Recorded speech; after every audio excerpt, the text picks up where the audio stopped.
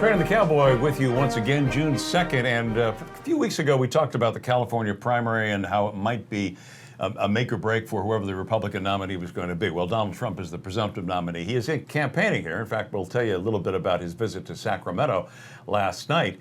But the real story is the Democratic side. This is a real horse race. I know, crisscross. You know, it's like throw mama from the train. You got a whole different set of circumstances.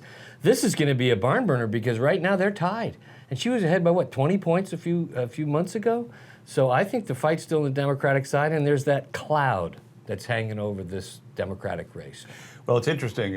The one thing I took a takeaway from a poll recently was that Bernie Sanders, and I think it was just California, Bernie Sanders voters said that if Bernie doesn't make it, they'll go for Trump. Now, you couldn't really be too much more ideologically opposed than those two. Yeah, and the only thing I can think of is they're just mad at the system and they figure he's anti-system, so why not? And he's been careful about how he doesn't go too conservative. He doesn't talk about social issues.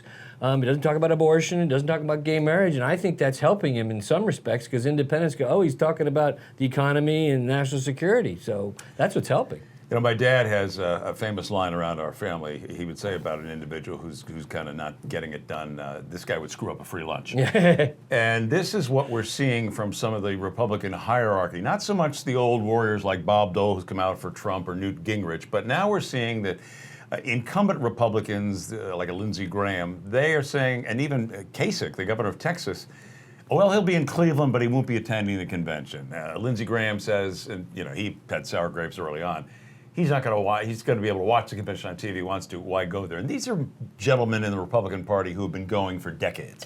Yeah, and you know what they are to me? That's the neocons.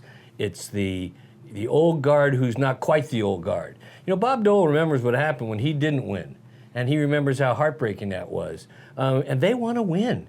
It's funny when you get defeated 2 times in a row. Third time that would be absolutely crushing. Look what it did to the Democrats when you had 2 terms of Reagan and 1 term of Bush. They were out of the White House for 12 years. That's a long time. Now, I can appreciate that the Navy and the Air Force are rivals, but when you're trying to win a war, does it really matter whether it's the Navy that gets it done or the Air Force that gets it done?